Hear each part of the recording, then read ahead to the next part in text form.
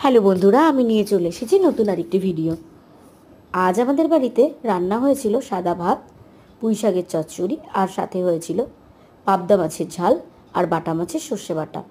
আজ রান্না কিন্তু আমি করিনি, আজ রান্না করে নিয়েছিল মা। মা আমাকে খেতে দিয়ে দিয়েছিল, তাই প্রথমেই মা আমাকে দিয়ে দিয়েছিল পুঁই শাক দিয়ে। পুঁই শাকটা আমি খুব সুন্দরভাবে খেয়ে নিলাম। পুঁই শাকটা আজকে নিরামিষ করেই করেছিল, কিন্তু পুঁই শাক আমার যেরকমভাবেই হোক ভালো লাগে, তো বেশি ভালো লাগে যে কোনো মাছের মাথা ও চিংড়ি মাছ দিয়ে করলে। তার সাথে করে নিয়েছিল, আগেই বলেছিলাম, পাবদা মাছ। তো পাবদা মাছটা দিয়ে দিয়েছিল পরে, সেটা দিয়েও খুব ভালো করে খেয়ে নিয়েছিলাম। তারপর দিয়েছিল বাটা মাছের সর্ষে বাটা।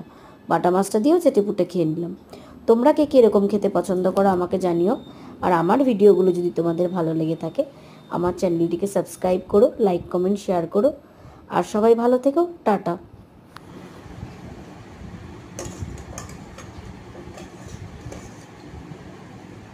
ব্যাস, আর দেবো না কিচ্ছু।